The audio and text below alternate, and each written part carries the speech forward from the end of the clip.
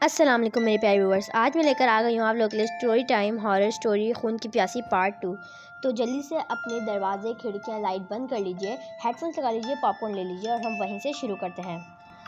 اس نے پلٹ کر بڑھیا کی طرف دیکھا تو وہ نظر نہ آئی، نہ جانے وہ کہاں غائب ہو گئی تھی، شاید قبرستان جانے والی سڑک پر مڑ گئی تھی۔ ناصر نے سوچا ہو سکتا ہے کہ موٹر سائیکل کے پلگ میں خرابی ہو۔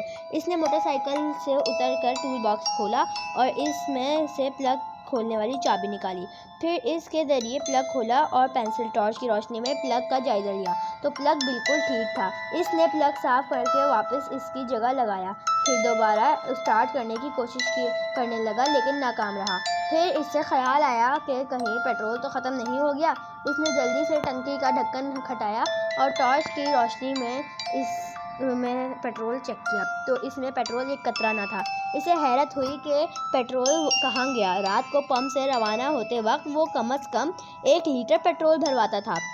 آج بھی اس نے پیٹرول بھروایا تھا لیکن اب ٹنکی خالی تھی۔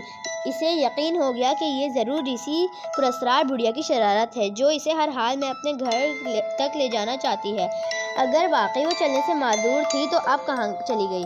یقیناً وہ کوئی ماورائی مخلوق تھی۔ یہ سوچ کر وہ اور بھی ڈر گیا۔ موٹر سائیکل ٹھیک ہو گئی ہے بیٹا؟ پیچھے سے بڑھیا کی آواز آئی۔ ناصر نے پلٹ کر دیکھا تو بڑھیا اس کے پیچھے موٹر سائیکل پر بیٹھی تھی۔ خوف سے ناصر کے اوزان قطع ہونے لگے۔ نہیں، اس نے خوف سے ہکلاتے ہوئے کہا اور اسی لمحے موٹر سائیکل خود بخود اسٹارٹ ہو گئی۔ ساتھ ہی بڑھیا کی آواز آئی، اب چلو میرے گھر کی طرف۔ ناصر نے کانپتے ہاتھوں سے موٹر سائیکل کا ہینڈل پکڑا اور اسے آگے بڑھا کر قبرستان جانے والی راستے پر موڑ دیا۔ خوف کی زیادتی سے اس کے ہاتھ موٹر سائیکل کے ہینڈل پر کانپ رہے تھے، جس کے سبب موٹر سائیکل بار بار ادھر ادھر مڑتی تھی۔ ناصر بامشکل اسے کنٹرول کر رہا تھا۔ پھر ایک جگہ موٹر سائیکل نے جم کھایا اور سڑک سے اتر کر باغ میں گھستی چلی گئی۔ ناصر اچھل کر زمین پر جا گرا اور چند لمحوں کے لیے اس کے حواس ختم ہو گئے، اسے کچھ ہوش نہ رہا۔ چند لمحوں بعد اس کے حواس بحال ہوئے تو اس نے آنکھیں کھول کر ادھر ادھر دیکھا تو اسے حیرت کا شدید جھٹکا لگا اور وہ خوف سے کانپتے ہوئے اٹھ بیٹھا۔ ستاروں کی مدھم روشنی میں اسے آس پاس بے شمار قبریں دکھائی دے رہی تھیں اور بڑھیا کے قریب کھڑی تھی۔ ناصر سمجھ گیا کہ وہ اسی قبرستان میں ہے جہاں بڑھیا اسے لے جانا چاہتی تھی، مگر وہ یہاں کیسے پہنچا؟ وہ تو موٹر سائیکل سے باغ میں گرا تھا، کیا بڑھیا اسے یہاں لے کر آئی تھی؟ اس نے ادھر ادھر دیکھا تو اسے اپنی موٹر سائیکل نظر نہ آئی۔ اٹھو ناصر، میرا گھر آ گیا ہے، بڑھیا نے ہنس کر کہا۔ ناصر کو چونک پڑا اور بڑھیا کو اس کے نام کا کیسے پتہ چلا؟ اس نے بڑھیا سے پوچھا، تمہیں میرا نام کس نے بتایا؟ تم نے خود ہی تو بتایا تھا اور یہ بھی کہا تھا کہ تمہاری بیوی شازیہ تمہارا انتظار کر رہی ہوگی، بڑھیا نے جواب دیا۔ ناصر کی عقل ضبط ہو کر رہ گئی۔ اسے یقین تھا کہ اس نے بڑھیا کو نہ اپنا اور نہ ہی اپنی بیوی کا نام بتایا تھا، پھر اسے کیسے پتہ چلا؟ میری موٹر سائیکل کہاں ہے؟ ناصر نے خوف سے ہکلاتے ہوئے پوچھا۔ ادھر میرے گھر میں کھڑی ہے، بڑھیا نے ایک طرف اشارہ کرتے ہوئے کہا۔ چلو لے لو۔ ناصر نے اس کے اشارے کی سمت دیکھا تو وہاں ایک اونچے چبوترے والی قبر واقع تھی۔ قبر کے سرہانے ایک گھنی اور بلند جھاڑی تھی۔ یہ سمجھ کر کہ اس خوفناک بڑھیا کا گھر قبر میں ہے، ناصر کی شدت سے کانپنے لگا۔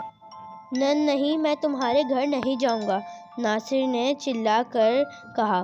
ساتھ ہی اس نے کھڑے ہو کر بھاگنے کی کوشش کی مگر ایک قبر سے ٹکرا کر گر پڑا۔ بڑھیا فوراً اس کے قریب آ گئی۔ بھاگنے کی کوشش بیکار ہے ناصر، تمہیں میرے گھر ضرور جانا پڑے گا ورنہ کبھی اپنے گھر نہ جا سکو گے، بڑھیا نے ہنس کر کہا۔ تو تم کیا چاہتی ہو؟ ناصر نے منہ سے بامشکل آواز نکالی۔ تمہارا خون، گرم اور تازہ خون، بڑھیا نے خوفناک لہجے میں کہا۔ کیوں؟ ناصر دہشت کی شدت سے ہکلایا۔ اس لیے خون میری غذا ہے، روزانہ ایک آدمی کے خون سے میں اپنی پیاس بجھاتی ہوں۔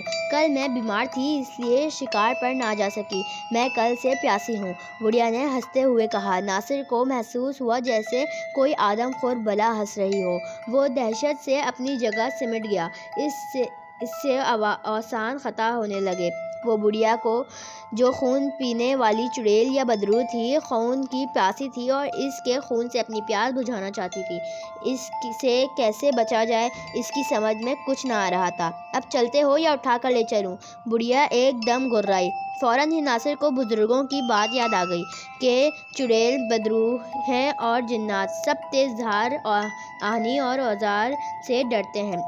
اس کی جیب میں تیز دھار چاقو تھا جو اس نے پھل کاٹنے کے لیے پاس رکھا تھا اور اس نے اس سے آج صبح سیب بھی کھایا تھا۔ اس نے بڑھیا کی طرف پشت کر کے جیب سے 6 انچ لمبا چاقو نکالا اور کھول کر بڑھیا کی طرف مڑا تو چاقو دیکھ کر بڑھیا الٹے قدموں پیچھے ہٹنے لگی۔ اسے بند کرو ناصر، اسے جیب میں رکھ لو، بڑھیا نے خوف زدہ لہجے میں کہا۔ نہیں، آؤ میرا خون پیو، اپنی پیاس بجھاؤ، ناصر نے ہمت کر کے غصیلے لہجے میں کہا۔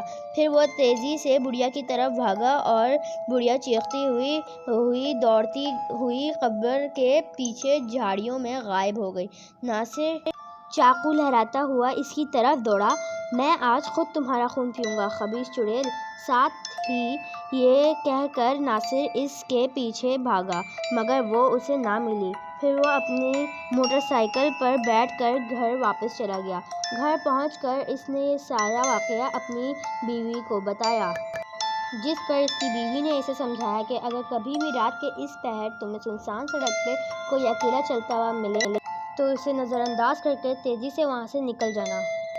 سو فرینڈز، آپ لوگوں نے اسٹوری سنی، ہوپ آپ لوگوں کو اچھی لگی ہوگی۔ اگر اچھی لگی تو ویڈیو کو تھمس اپ دیں، میرے چینل کو سبسکرائب کیجیے اور بیل آئیکن دبانا نہ بھولیں تاکہ ہر سنڈے آپ کو ایسی ہی ایک اسٹوری ملتی رہے اور ہر دن آپ کو ایک نیو کریٹیو تھنگ بنانے کو ملے۔ اور کمنٹ کر کے مجھے ضرور بتائیے گا کہ کیا آپ کو اگلی اسٹوری بھی ہارر چاہیے یا پھر کیسی چاہیے۔ ملتی ہوں اگلی ویڈیو میں، تب تک کے لیے اللہ حافظ۔